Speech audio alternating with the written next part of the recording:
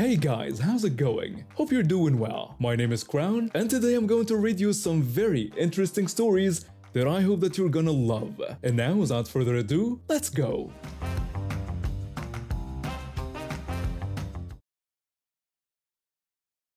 I've been a flight attendant for 8 years now. Let me tell you, I've seen it all. But this story still makes my blood boil when I think about it. It happened about 3 years ago at one of the busiest airports in the country. I was between flights, which meant I had about an hour to grab some food before my next assignment. Being a flight attendant means you're basically married to your luggage. I carry a shoulder bag for my essentials, plus a large roll-on suitcase with a smaller tote bag hooked onto it. The whole setup extends behind me when I'm walking, but it's the most efficient way to manage everything I need for work. I was standing in line at one of those overpriced airport sandwich shops, minding my own business and checking my phone for any updates from scheduling. The line was moving slowly, typical for lunch hour at a major hub. I was focused on scrolling through my emails when I felt something tugging at my luggage behind me. At first, I thought maybe I was blocking someone's path or my bags had gotten tangled with another traveler's stuff. I pulled my luggage closer to me and turned around to see what was going on.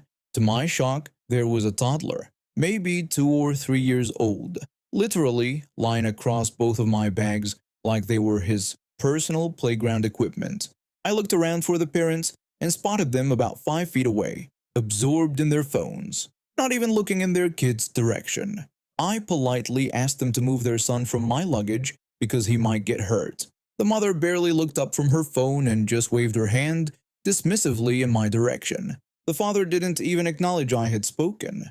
I gently tried to move my bags, but the kid thought this was hilarious and held on tighter. Within 30 seconds, he was back on my bags again, this time trying to unzip one of the compartments. I turned around and told them again that I really needed them to keep him off my luggage because it was expensive equipment and he could damage it. This time the mother looked up with this annoyed expression, like I was the one being unreasonable. She said he was just a kid and wasn't hurting anything. The father agreed, telling me to relax because kids will be kids. But the kid wasn't just touching my bags anymore. He was now hanging off the handle of my roll-on, putting his full weight on it. I could hear the mechanism straining. I tried one more time, explaining that this was a very busy airport and if I needed to move quickly for any reason, he was going to get hurt. I asked them to please just keep him with them. The mother rolled her eyes and pulled the kid away. But literally within 10 seconds, he was back. This time he had discovered the luggage tags hanging from my bags and was yanking on them like they were toys. The mother snapped at me, saying she knew how to watch her kid. She suggested that maybe if I wasn't taking up so much space with all my stuff, there wouldn't be a problem. I was standing in a designated line area with standard luggage, and somehow this was my fault. The line finally started moving and I reached the register. I was placing my order when my phone rang. It was crew scheduling with a last-minute trip change. This happens all the time in our industry, but when it does, you need to drop everything and take notes immediately. Gate changes, timing updates, crew assignments, miss one detail, and you could end up stranded in the wrong city. The scheduling coordinator told me they needed me on flight 447 instead of 892. There was a gate change to B12 and the departure had been moved up by 40 minutes. I needed to find somewhere to write this down immediately and get to the new gate. Without even thinking about it, I quickly rolled my luggage backwards so I could step out of line and find a quieter spot to finish the call.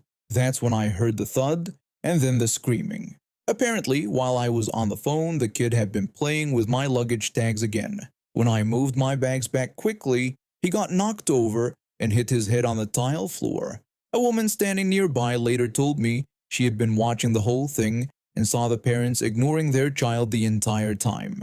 The kid was crying loudly, and immediately both parents started screaming at me. The father yelled that I had just assaulted his child and that it was child abuse.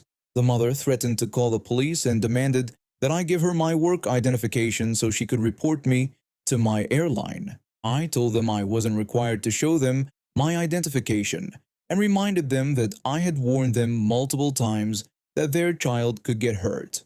The father shouted that I had deliberately hurt a child and that I was going to jail for this. Other travelers were staring now, and I could see airport security heading our way. My phone was still ringing with scheduling trying to get back to me about the flight change, and I knew I needed to get to the new gate soon or I'd miss my assignment entirely. The airport police arrived just as the food service worker was handing me my order. One of the officers was someone I recognized, who I'd seen dozens of times over the years working this airport. We had that kind of friendly professional relationship where you nod and say hello when you see each other.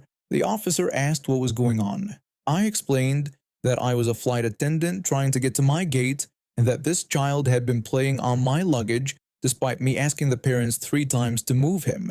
When I got a call from scheduling and moved my bags quickly, he fell and hit his head. The woman who had witnessed everything stepped forward and told the officer she had seen the whole thing. She explained that I had asked them nicely multiple times to move their child, and that the parents were ignoring both me and their own kid. She said that when I moved my luggage, it was clearly accidental. The officer looked at the parents, then back at me. He told me he knew where to find me if he needed me, but not to stress about this. He said I should get out of there and work my flight. I thanked him and started gathering my things to head to the gate. I was already running late thanks to this whole mess, and I still needed to check in with the crew coordinator. That's when things got really crazy. When I started walking away, I heard shouting behind me. The father had apparently tried to push past the officer to chase after me, and when the officer put his hand out to stop him, the guy lost it. The father screamed that the officer couldn't let me just walk away because I had assaulted his child. I felt a brief tug on my shoulder bag strap and turned around just in time to see the second airport police officer tackle the father to the ground. Apparently, after shoving the first officer, he had lunged forward and grabbed my bag trying to stop me from leaving. The officer announced that the man was under arrest for assaulting a police officer and attempted theft. The father was face down on the airport floor, hands cuffed behind his back, screaming about police brutality and demanding to speak to supervisors. The mother was crying and yelling at everyone in sight. Their toddler, who had stopped crying after his fall, was now wailing again because of all the chaos his parents were creating. Other travelers were recording everything on their phones, and I could hear people talking about how the parents should have been watching their kid in the first place. I gave my contact information to the officer in case they needed a statement later, then finally made it to my gate with about 10 minutes to spare before boarding. About 6 months later, I got a call from the airport police department letting me know that the father had taken a plea deal for the assault charge. I never had to testify in court or deal with any of it again. The whole situation was avoidable. If they had just watched their kid like any responsible parent would do in a crowded public space, none of this would have happened. Instead, they chose to ignore their child, blame everyone else when something went wrong, and then escalate the situation to the point where one of them ended up with a criminal record. I still see that officer sometimes when I'm working flights through that airport. He always shakes his head and asks if I've had any more run-ins with unsupervised toddlers. Thankfully, the answer has been no, but I'm definitely more aware of my surroundings when I'm traveling with luggage now. Some people just shouldn't be parents. I was in 8th grade when this happened, about 5 feet 8 inches and 150 pounds. I'd done wrestling in 6th grade, then switched to a different sport in 7th grade where I got injured pretty badly. The injury made me come back to wrestling since it was easier on my body while I recovered. I wasn't amazing at wrestling, but I wasn't terrible either, just decent enough to hold my own. My wrestling partner was an absolute nightmare to work with. When I did a move correctly, he'd complain about something. When I tried to help him improve his technique, he'd just ignore me or get angry. But that wasn't even the worst part. This kid and his group of friends had been following me and my younger brother around for months, calling us names and using slurs. My brother doesn't handle confrontation well, so these situations were really hard on him. I'm mixed, French, Native American, Irish, and Canadian, so I look different from a lot of kids at school. I have tan skin, a big nose, and hair that gets redder in the sun. These jerks seemed to think that gave them permission to say whatever they wanted about me and where I belonged.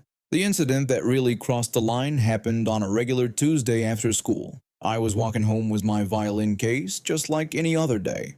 My dad lives nearby, so I usually walk to his place after school. The violin case is long and rectangular, nothing fancy, just a standard black case. I was walking with my younger brother when this kid and his friends came running up to us from behind. He pointed at my violin case and made some stupid comment about my barrel hanging out. I asked him what the hell he was talking about. Then he told me to keep my assault rifles concealed and called me a jerk. For context, this was during a time when school shootings were constantly in the news, and our school had actually dealt with bomb threats and shooting scares the year before. Everyone was on edge about this stuff. I told him it wasn't a gun, it was an instrument. But he kept going, saying I was probably keeping magazines and ammunition in my bag and that everyone could see them sticking out. I told him to shut up and said he'd probably mistake a pencil for a pistol. That's when he really lost it. He turned around and shouted across the street to a group of other students who were walking by, yelling that I was a school shooter and telling them to look out. His friends immediately joined in, all of them laughing and pointing at me. They kept calling me a school shooter the entire walk home, adding in comments about how people like me shouldn't be allowed in America. My brother ran ahead because he couldn't handle the situation. These kinds of confrontations really mess with him. This wasn't the first time either. These interactions had been happening since the fall, even before wrestling season started. But calling me a school shooter in front of other students crossed every line imaginable. I knew I had to do something, but I also knew I had to be smart about it. That's when I remembered that this kid was in my weight class for wrestling, and the state tournament was coming up in a few weeks. I started planning immediately. Instead of using him as my practice partner like I was supposed to, I asked my friend to help me train.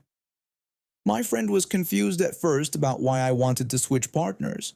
I told him I needed to get better fast and couldn't do that practicing with my usual partner. When he asked what was going on, I explained that I might need to wrestle this kid for real soon and wanted to be ready. My friend was a couple weight classes above me, so practicing with him made me work harder and get stronger. For weeks, I focused on improving my technique and conditioning. I studied videos, worked on my weak spots, and prepared for every possible scenario. The day of the state tournament finally arrived. We got to the high school where it was being held, and there were several mats set up with brackets posted on the walls. I checked the brackets and saw exactly what I was hoping for.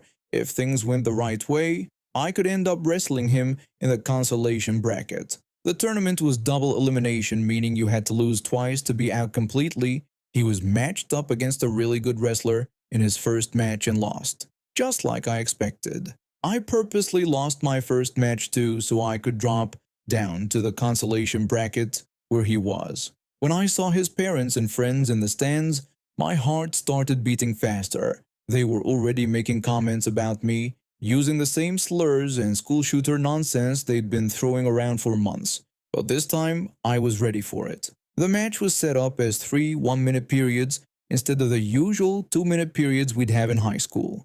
So I had exactly 3 minutes to make my point. In the first period, we stayed neutral the whole time.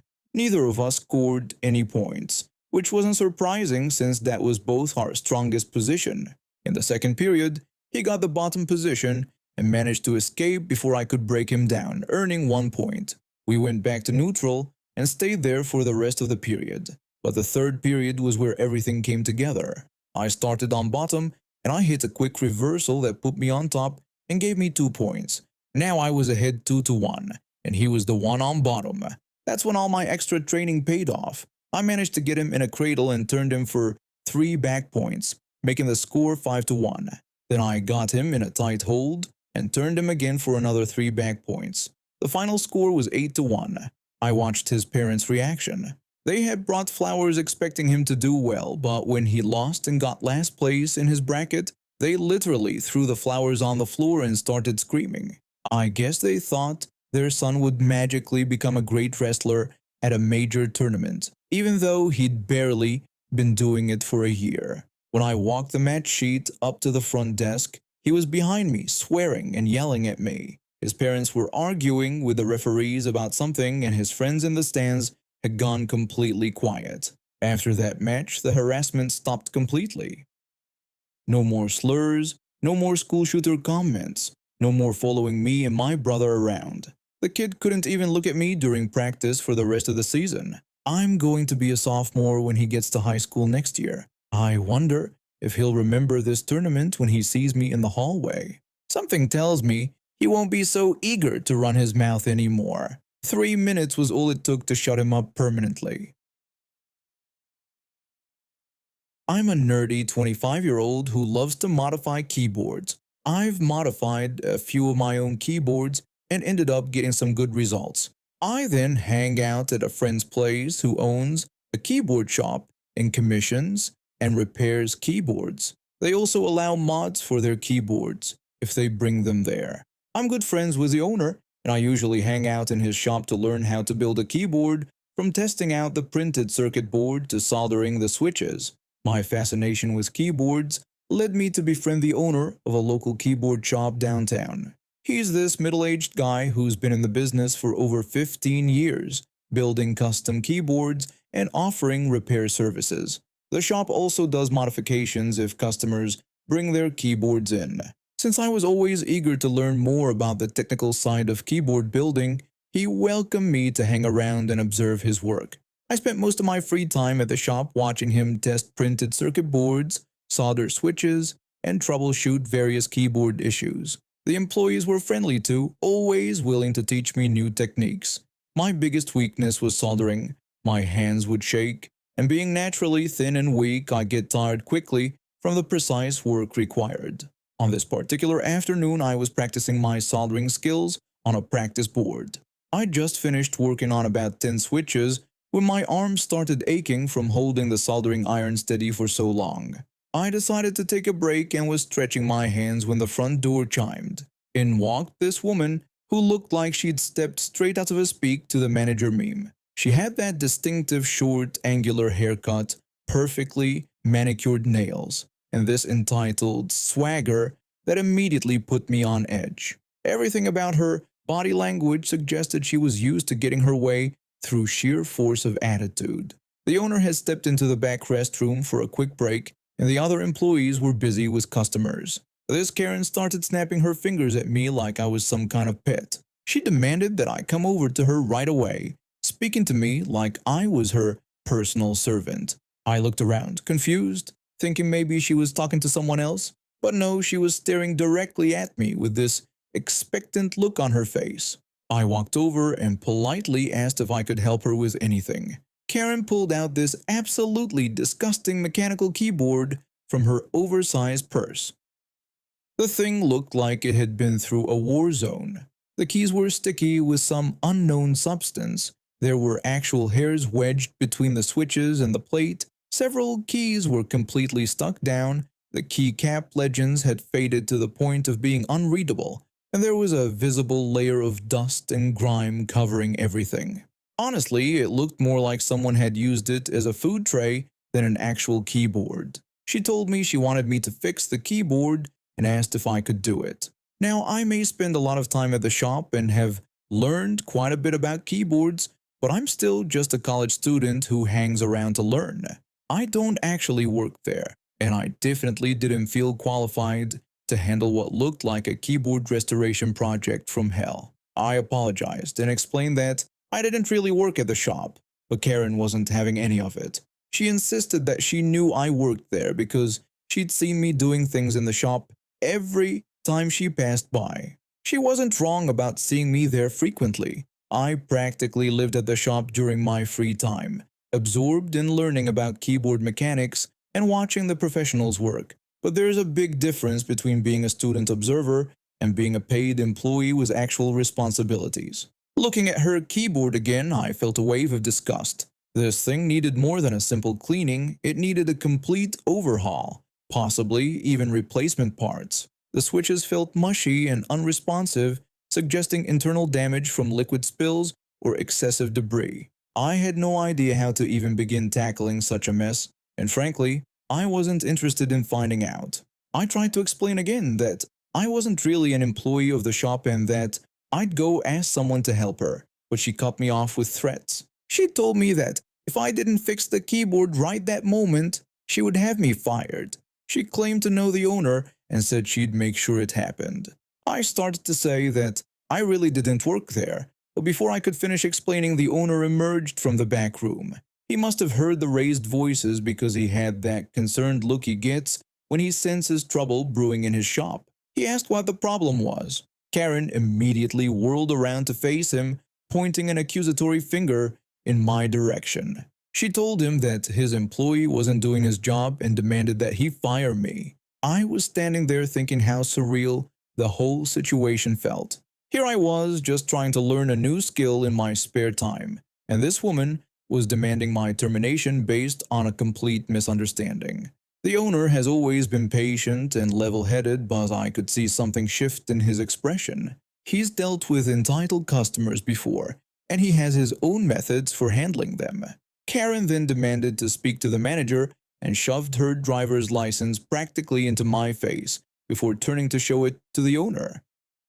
She announced that she was the owner's wife and threatened to get us all fired. Now, here's something Karen clearly didn't know about the owner. He's been a widower for over a decade. His wife passed away from cancer when she was only in her 40s, and it's something he rarely talks about but carries with him every day. The fact that this stranger was claiming to be his deceased wife was not just a lie, it was deeply offensive. The owner's expression changed completely. A smile spread across his face, but it wasn't a friendly smile. It was the kind of smile that makes you instinctively take a step back, predatory and calculating. He told Karen that he was happy to meet her and introduced himself as the owner and manager of the store. Karen's face went completely white. The color drained from her cheeks so fast I thought she might actually pass out. Her confident posture crumbled when she realized she'd been making threats and demands directly to the person she claimed to know. The owner explained that he understood she was upset with me, but clarified that I wasn't part of his staff. He told her I was just someone who came to the shop to learn since I was interested in what they did. Karen stammered that she didn't know this. Then the owner delivered the crushing blow. He told her that furthermore, while she had claimed to be his wife, his real wife had died over 10 years ago. Karen's jaw literally dropped open. You could see the exact moment she realized how badly she'd screwed up. She started stammering, trying to form an apology, but the owner had clearly reached his limit with entitled customers. The owner told her that since she wasn't happy with him or his shop, he would like her to leave the store and never come back, ever. Those words were music to my ears. I handed her disgusting keyboard back to her and watched when she grabbed it and hurried toward the door. But the owner wasn't done yet. He picked up his phone and made several calls. I couldn't hear every word, but I definitely caught him mentioning banning Karen from other shops. The next day, I was walking to the shop for my usual visit when I noticed a commotion outside.